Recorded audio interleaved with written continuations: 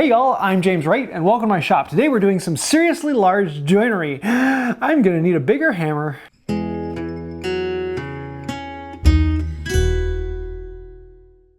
Let's move on to the legs. Yeah, that's one of them. This thing is beefy and massive, and this is just one of the legs. And they're all rough sawn, so we need to do some work on it. Each one is twisted a little bit. By a little bit, I mean almost a ½ inch in one dimension on one of these, and none of them are square to any side. So we got a good bit of work here. Here you can see the amount of twist on one face, but that twist isn't parallel to the other face. One side is actually relatively flat, whereas the other one's twisted out, and these are a mess. So what we do is we start by flattening out one surface. We want to make sure we have one surface that is something we can mark everything off of. I'm going to grab my low angle plane and start marching through all of these marks left by the mill. And I want to get it down to roughly smooth, and then I can come back in this and learn about where are the twists, where are the humps, what do I need to address. The first thing I want to do is actually take the twist out of the board, and so I need to find that. I use a pair of winding sticks. And these you can easily then compare one spot to another, and the winding sticks will actually exaggerate the twist so you can see where it's at. And then you come back in with the plane and you just hit the high spots and you check it again. And then you go again and just hit the high spots and check it again, until eventually you can see that there's no twist from one end of the board to the other. Now in this case, it doesn't mean that the board is flat, it just means that there's no twist in it. There may be a curvature or a bow from one end to the other, and so I can use a straight edge, and in this case I can come in with my jointing plane. This will help me identify those hot spots and actually flatten out this and make it nice and true and flat and twist free and what I want. Then with one edge perfectly true, I can then bring in my square and go to the second edge, and I can learn, oh my, this one needs a lot more work. And I don't really care about this one being twist free, so you won't see me using winding sticks on it. As long as I'm using the square and it is 90 degrees to the side I know is good, that's what I'm going to. And so I want to see where are the high spots in that board and take it down until it is actually square. Next, I want to bring the other two sides into parallel with the two sides that I've done. And so to do that, I can use my marking gauge and mark all the way along the side. And this gives me a line that I can plane down to. And as long as I plane down to those marks, then I know that it's parallel with the first side. And if I know my first side is true, then my second side will be true. And we need to bring in the scrub plane because some of the spots in this need a lot of work. And I'm not going to do the whole thing because some of it I only need to take off a 1/16 inch or less. But in some of these spots I need to take off an 1/8 to a quarter in one corner. And so to do that, I'm just going to spot hit with the scrub plane and just do the high spots. And that's one of the things you need to learn when you're flattening a board. You just want to hit the high spots. Don't hit everything, just the high spots. And so I have it set really heavy for one. I found I was going against the grain, so I rotate this around and then I can come back in and work at it a little more. And again, we're just going to go and hit the high spots until we get down close to the line. I don't want to hit the line with a scrub. I just want to get it close. And then once we have that relatively close, I can bring my low angle jack back in, and you can hear it kind of skipping across all these marks.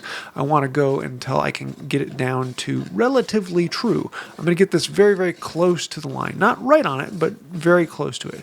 This will let me know that I am actually flattening out the board as I get closer to that line. And then once we get really close, I'll bring in the jointer plane and give it the final touch down to it. I will have a smoothing plane later on, but right now the jointer plane will give me that true flat edge to those marks I made. And with a little use of cooking show magic and a whole nother day, all 4 of them are done.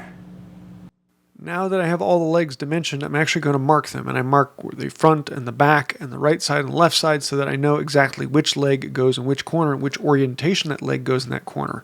We're going to create a double tenon on the end of this, and one of them is actually going to be a dovetailed double tenon because it will be coming flush to the front edge of the bench, the edge that I work on. And we're going to make this into thirds. So I'm going to measure out approximately what 1/3 each direction is, set my marking gauge to that, and then I can mark all the way around those. And it's not often you get to use a large frame saw as a tenon saw, but in this case, yeah, we need to do some resawing here to cut these down. And this is just one of the legs. Yes, my bench is wobbling quite a bit. It's actually on top of the 3/8 rubber, which is on top of 3/4 inch wood, and the whole thing is a bit bouncy. I'm going to be fixing that once I get this bench in place and actually locking it down to the ground. anchors. Yes, happy times. But until then, we have to work with a little bit of wobble. And it's honestly something you don't feel quite as much as it shows up in the video. To chop out this tenon, I could have come in with a chisel and just chopped it out, but that would take a little while. So I'll bring in the demon-possessed yellow brace, and I can bore down from one side and then bore back down from the other side and get most of the material out. And then I can just come back and chisel close to those lines. I'm keeping the hole a little ways away from the edges, so I'm not running all the way into it. And in this case, I actually didn't have an auger bit that was the full width, so it was a little bit smaller than maximum. Then I can come in with the chisel and chop through until this piece comes out, and this is such a satisfying moment when that pops out, and just happiness all around. Now we can chisel back to that line, and I'm going to use a larger chisel to get close to it. And then once I get really close to it, then we can come in and hit that line and take it all the way down and get a nice clean surface. Now the inside of this does not have to be perfectly clean. It doesn't have to be absolutely amazing. The bench will flatten it out for you in the future. The last thing I need to do on the tenons is make the dovetailed section. And so I set up my bevel gauge to the angle I want on here, draw that across, and then I can bring up a marking gauge line on the front face. This thing gives us the mark corner where I can come in with the saw and cut down. And for that, we're going to be using the half back. It allows me to cut in a little bit deeper as I need to cut the 4.5 inches deep in this tenon. And then I can use it to come in from the side and get close to my line. But because I'm cutting at a weird angle, I'm going to stay a little ways away from it. And then I can come in with a chisel and take it right back to that line. Nice, pretty point. And that's about it. I'll come in with a file and clean up some of the marks and do a little bit more detailing on this, but not too much. This is a big, beefy joint, so these don't need to be beautifully clean. I'm just making a bench. I'm not making an amazing piece of furniture. Though I guess I am kind of making an amazing piece of furniture. Next thing I need to do is work on the actual slab itself. To put the legs in, I need to know where they go. And for that, I need a reference surface to measure off of. And normally that's the front edge of the bench. Normally that is the front edge of the bench, but in this case it was, it's a mess. So we need to actually bring this back down to it. And a lot of this I'm going to do with the scrub plane and get rid of a lot of it. It is actually out by almost a ½ inch. And once I get it close with the scrub plane, then I can bring it in with the jack and get really close to it. And then I'm going to bring in the jointing plane and do the final details on that. I can use the square on here to mark where it is still high, and that way I know next time I come in with a plane, I'm going to focus on those spots. And we can joint this down in. Now I'm not taking this down to perfectly flat. I'm actually going to leave a little bit of the rough sawn marks in there. Otherwise, I would have to take this down. I'd have to remove a full 1/4 inch more off of the bench face.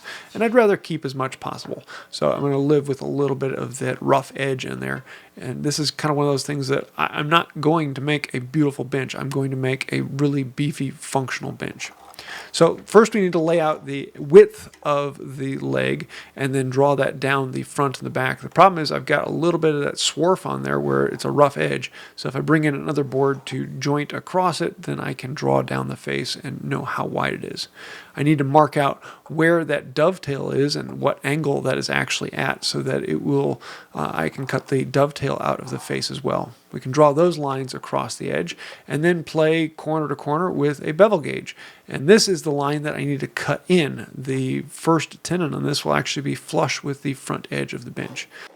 I will start with the saw cutting vertical, and then once it's established, then I can turn it to an angle and follow that line down and then cut out both sides of this. Makes it a lot easier than to come in with the chisel and remove this waste in between. But to do that, I'm actually going to lift this back up onto the bench because it'll be much easier to take out all that material up on the bench. And yes, this is heavy and beefy, and I should probably hire someone to come every time I need to move it, but that would be a couple times every day because I'm moving the bench back and forth. But I'm finding little ways that I can do it without having to lift the whole thing. I can do it bit by bit and make it a lot easier. Maybe I'll install a chain hoist at some point. So I can come in with the chisel and chop out most of that waste in between. I ended up coming with a saw and cutting a line halfway between the two. It makes it easier for these chips to pop out so they're not getting jammed into the dovetail. We want to work this back, and I want to stay away from the line as long as possible until I get really close to it. And now we can go right into that line and take it down. And you can see I'm only cutting halfway because I'm going to flip this slab over and come from the other half. But first we need to cut the second mortise where the other tenon will be. And I'm going to remove most of the waste with the demon-possessed yellow brace. I'll come in with a bunch of auger holes and clean those out, and then I can come back in with the chisel and remove most of the waste and take it back. I'm doing everything I can from one side first because it takes a lot to flip this over. So I'm going to do all of the work I can and get it as close as I possibly can on one side, and then we can flip it over and do the other same from the other side. Again, with this, I'm staying as far away from the line as I can until it's really close to it, and then I'm going to come in at my line and chisel it all the way back down. You can see how the back one there is still rough, and at this point it's nice and cleaned up. I can check it occasionally. I want to make sure that this fits in there. I want it to be a little bit tight still because I'm going to take off a little more material with a rasp later on. And then we can flip it back over again. And then I flip it over again. I feel like half my day is flipping this bench over. There's a reason I'm waiting on putting the legs on until it's mostly built. But we can flip it over, and second verse, same as the first. Chisel out this, auger out that, chisel out that, and get it close. And then we can try and test the leg. And I can put the leg in and see if it works, and then come back in and file it out. And I'm going to be using a rasp for a lot of this, and it works out very, very well to get into a lot of these spaces and lets you know that you are flat all the way across. You want to make sure you have a smooth surface that the leg can slide in, but you want to make sure that it is actually straight from one edge of the mortise to the other. And I can put the leg in place, and I see that, oh, I need to take off a little more material here. Take off that material, put the leg back in, go back and forth and back and forth. And with these big, beefy things, that back and forth takes quite a bit until it gets really, really close. And at this point, I know that it would slide right down in if I got a mallet and pounded it down in. But I don't want to do that because I need to be able to take this back out. I still need to put in the stretchers on it, and we got other legs to do. So yeah, we've got one leg that will go down in. One. I need three more. So there you have it. Now, I did not drive this all the way down because it would be very, very tight and hard to get out. But it's at the point where I know I can get it to go all the way down. All of the dimensions are there, and I don't want to try and have to wiggle it back out because I'm going to need to take it out because I still have to do the other three on this. But I'd rather get this video out because the other three are going to be basically the same thing I did here, just over there. So yeah, stay tuned for those.